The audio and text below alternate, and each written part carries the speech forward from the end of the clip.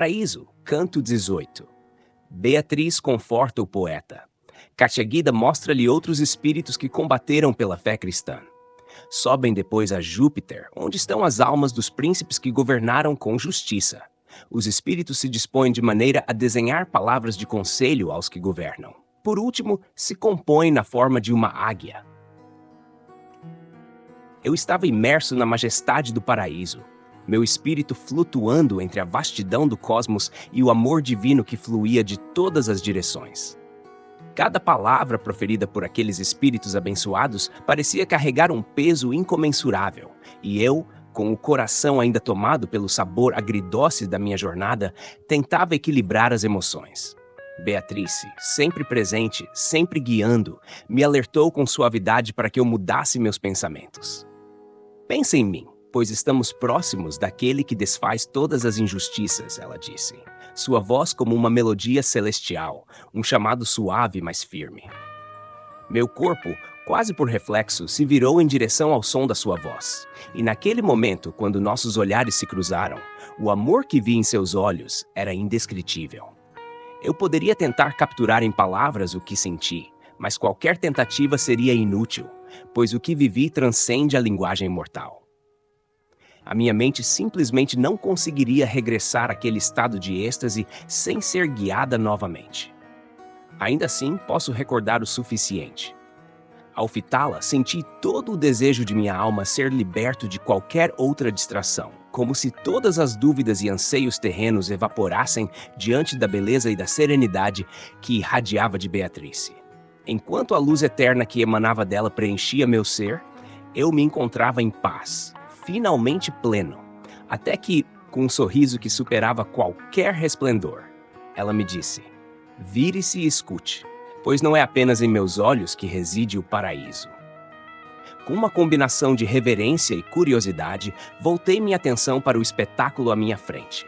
No centro de um relâmpago divino, algo me chamou, uma presença ansiosa por compartilhar sabedoria. Ele começou a falar, e enquanto eu ouvia, o céu parecia expandir-se, como se o próprio espaço estivesse se moldando para acomodar o peso de suas palavras. Estávamos na quinta esfera, ele explicou, onde os espíritos abençoados se encontravam, aqueles que em vida haviam deixado marcas profundas na história, celebrados e louvados por suas ações virtuosas. Ele nomeou Josué, e ao fazer isso, uma luz atravessou a cruz diante de mim, uma estrela ardente que se movia com o mesmo poder e propósito com que Josué guiou os israelitas. E então, ao invocar Macabeu, vi outra luz girar e rodopiar em uma dança de alegria pura.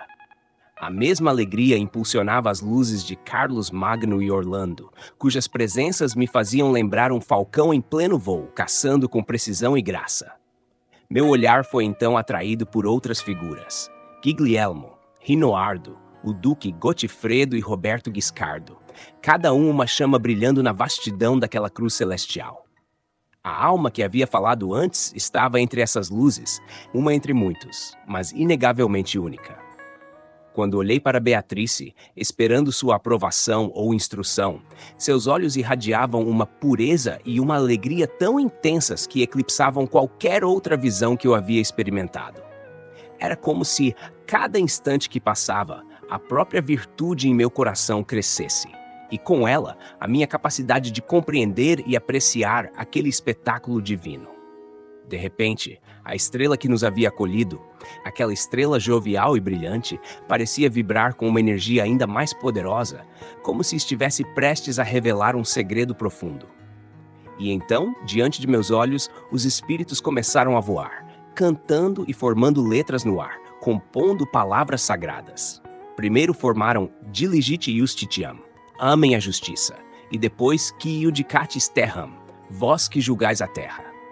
A beleza daquelas palavras resplandecia na imensidão celestial, como se fossem gravadas no próprio tecido do cosmos. As luzes se rearranjaram, formando a letra M no centro. E ali, no topo desse símbolo sagrado, mais luzes desceram, encontrando seu lugar como chamas ardentes, cantando o bem que as movia. Enquanto eu assistia, o céu parecia explodir em faíscas, como se 1000 estrelas tivessem sido lançadas em todas as direções, subindo e se acomodando em uma ordem sublime. E então, diante de mim, as luzes se fundiram, formando a imagem de uma águia, um símbolo tão forte e vívido que parecia viva, cintilando com a luz da justiça divina.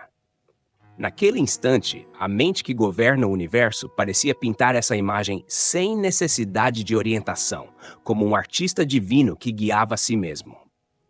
A águia, formada de luzes, representava algo mais profundo que qualquer simples figura.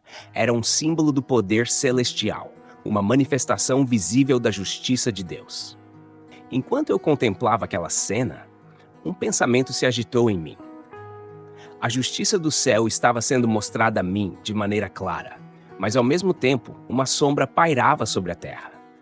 Beatriz me olhou e percebi que ela compartilhava a mesma preocupação. Eu sabia o que precisava ser feito.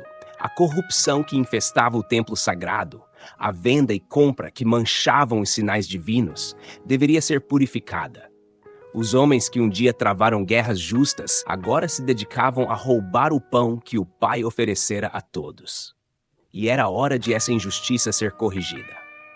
No fundo do meu coração senti uma renovada determinação, uma vontade de clamar pela justiça divina, enquanto a águia brilhava acima de mim, imponente e cheia de propósito.